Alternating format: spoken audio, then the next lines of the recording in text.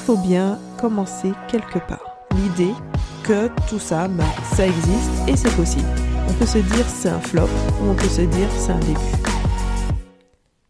Bienvenue à tous, je suis vraiment ravie d'être là avec vous pour ce tout premier épisode de podcast et j'espère le tout premier d'une longue série. Je n'aurais vraiment jamais cru faire ça un jour et pourtant je suis là avec vous et c'est génial. D'ailleurs, je n'aurais jamais pensé avoir une communauté de milliers de personnes qui me suivent. Ça fait même bizarre en fait de le dire, de réaliser qu'il y a autant de personnes qui s'abonnent à mes contenus, à mes mails, sur Instagram, c'est le seul réseau social pour l'instant où je suis vraiment présente, qui lisent mes articles de blog, parce que individuellement, quand on regarde vraiment le nombre de personnes, ça fait du monde quand même. Et je n'ai jamais été populaire, je n'ai jamais été, vous voyez, au collège, au lycée, la star que tout le monde connaît. C'était pas moi, c'était pas du tout moi. Et donc, ça fait partie des choses que je n'aurais jamais cru faire dans ma vie. Et pourtant, voilà, on est là aujourd'hui et on va parler d'une question, on va parler d'un sujet qui nous concerne tous et toutes. Il faut bien commencer quelque part. Parce que juste en regardant mon activité sur Internet, je me rappelle du début où je regardais d'autres personnes, je regardais d'autres blogs, je regardais leur parcours et je ne me sentais absolument pas capable de faire la même chose. Quand je voyais toutes leurs réalisations et ces personnes qui sont à la fois présentes sur leur blog, sur les réseaux sociaux, sur un podcast et qui font tout mais tellement bien et de manière régulière, ça me paraissait un autre monde en fait. Donc j'étais admirative de ce que ces personnes réalisaient, mais pour moi c'était d'un niveau que je ne pourrais pas atteindre. Et en fait, c'est vrai. À ce moment-là, j'en étais vraiment incapable. Enfin, incapable. En tout cas, je ne pouvais pas, sur l'instant, réaliser les mêmes choses. Pourtant, regarder des parcours comme ça, regarder les réalisations de personnes qui ont le niveau qu'on aimerait atteindre, qui représentent une sorte d'idéal qu'on aimerait atteindre, ça reste quelque chose de très positif. Ça permet de s'inspirer déjà, parce que sans ces personnes, je ne me serais probablement jamais dit que tout ça, c'est possible. Donc voir ces parcours, voir ces réussites, ça permet de comprendre que tout ça, c'est réalisable. Et si ces personnes ont réussi à faire ça, pourquoi pas moi ? Pourquoi pas toi ? On peut très bien y arriver aussi. On va peut-être passer par d'autres choses, on va peut-être proposer d'autres services, d'autres produits, etc. Le but, ce n'est pas de faire un copier-coller, évidemment, mais ça permet quand même d'avoir déjà, d'intégrer l'idée que tout ça, ça existe et c'est possible. Et ça, c'est déjà un tout premier pas. Après, une fois qu'on a un pied dedans, ça reste intéressant de continuer à suivre des personnes qui réussissent là où on voudrait réussir à notre tour. Et là, je ne parle pas forcément de réussite au sens large, avoir la vie qu'on aimerait avoir. Non, je parle même de choses simples. Par exemple, quelqu'un dont on aime bien les écrits, ça peut nous inspirer pour nous dire que nous aussi, on peut réussir à tenir un blog de façon régulière et qui fonctionne. Voilà, tout simplement. Et donc, ça nous permet d'avoir une sorte de modèle pour continuer à s'améliorer. Et en plus, la chance qu'on a là aujourd'hui avec Internet, c'est d'avoir accès à une multitude de contenus et énormément de personnes sont vraiment prêtes à partager énormément de choses. Elles partagent les coulisses de leur entreprise, la manière de créer, la manière de penser sa stratégie. Enfin, on a accès vraiment à beaucoup de ressources. Et tout ça, ça permet de voir et de décortiquer les mécanismes par lesquels on arrive à construire une entreprise, à construire un point bien précis. Par exemple, pour créer un site internet, avant, à moins d'être vraiment geek, il fallait forcément confier la création de son site à quelqu'un. Aujourd'hui, c'est devenu beaucoup plus accessible. Mais il y a forcément un moment où on arrive coincé ou alors on perd un temps infini si on doit tout chercher soi-même. Mais grâce à cette multitude de ressources disponibles, on arrive toujours à se débrouiller parce que quelqu'un a été là pour nous expliquer, pour nous dire voilà les options que vous avez, voilà, il suffit d'utiliser ce programme pour avoir ce résultat, voilà quand on est bloqué, quand on a cette erreur, on peut débloquer la situation en faisant comme ça. Et ce type de contenu, on les a vraiment dans beaucoup de domaines et c'est une aide formidable.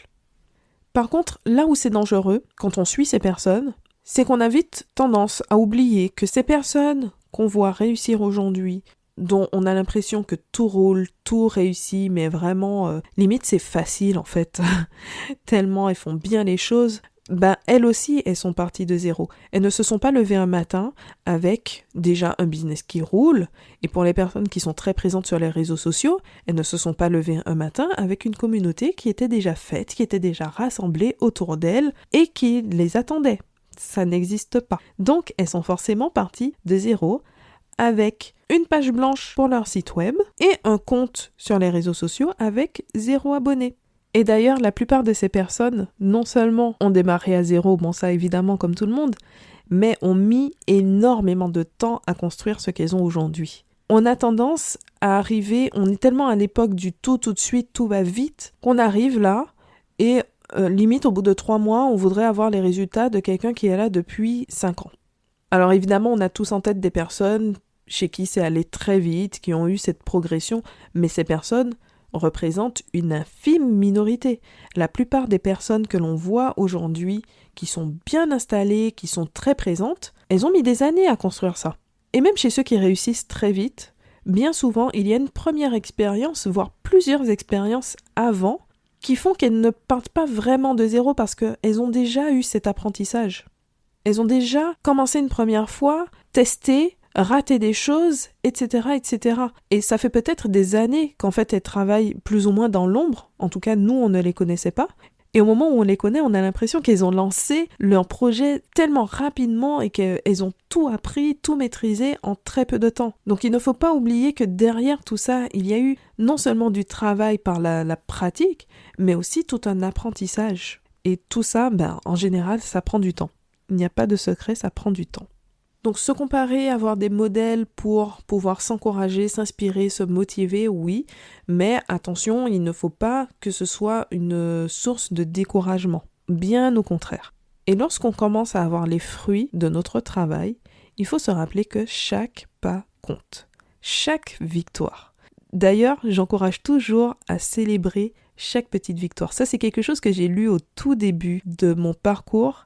Et j'ai trouvé ça tellement fort, tellement simple et tellement fort en même temps, de savourer et de célébrer chaque petite victoire. Parce que chaque victoire est une réussite en elle-même. On a l'impression que ce n'est pas assez. On voudrait toujours plus de résultats, toujours plus vite. D'accord, mais cette victoire, c'est un début.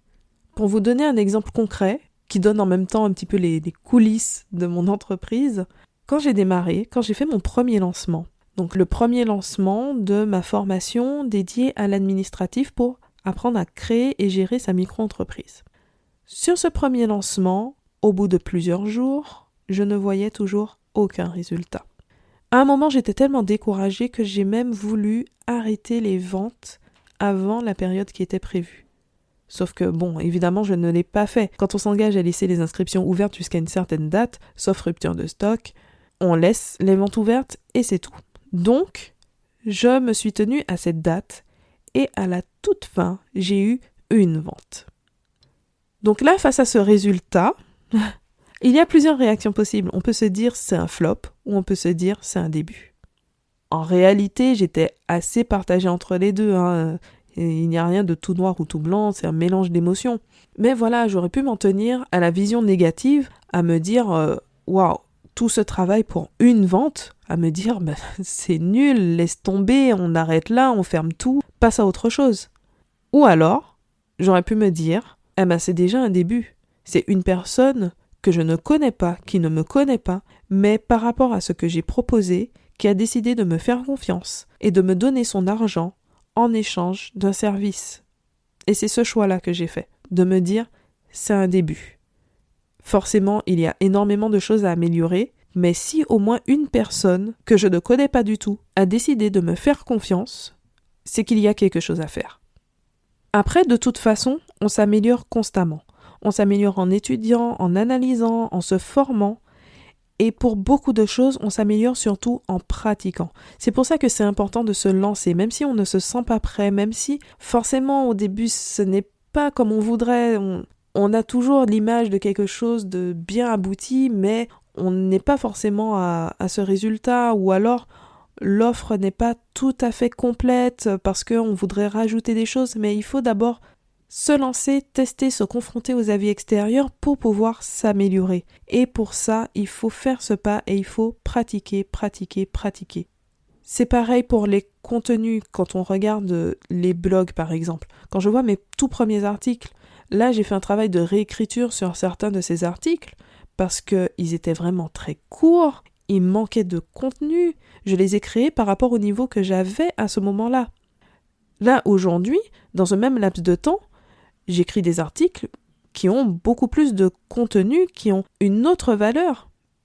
Alors, on n'a pas les mêmes aptitudes au départ, on n'a pas les mêmes facilités, et là, encore, tout est question de domaine, hein. On a tous nos domaines de compétences et d'autres où on est moyen, voire mauvais, et c'est comme ça fait partie de la vie, c'est ce qui fait la richesse de tous les parcours, c'est ce qui fait qu'on a besoin les uns des autres, qu'on apprend les uns des autres, et c'est ce qui fait que tout ça, c'est intéressant.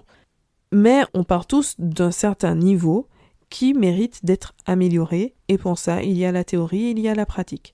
Et on ne peut pas apprendre de la pratique si on ne se lance pas. Ça, c'est de toute façon mécanique.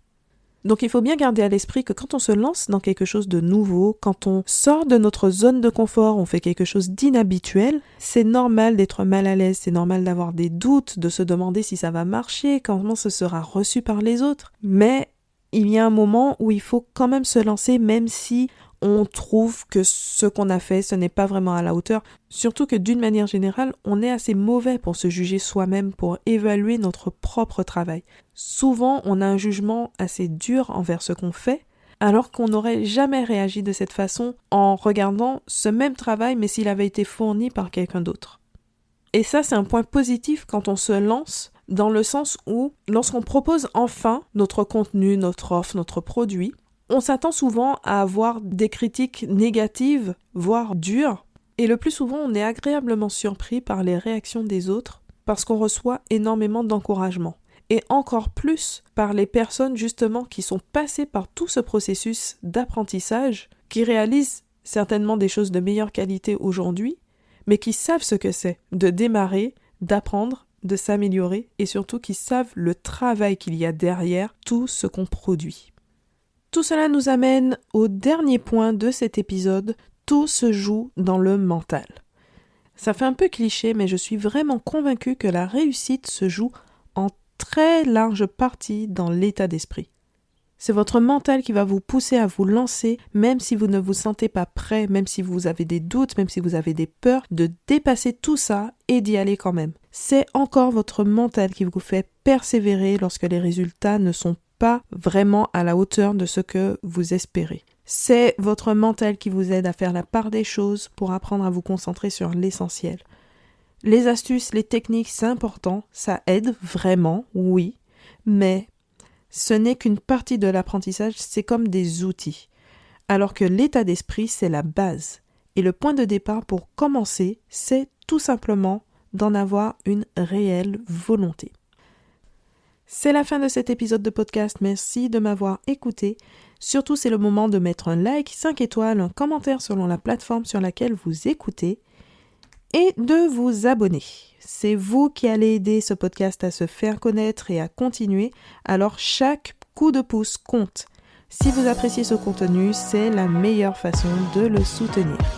Et je vous dis à très bientôt pour un nouvel épisode.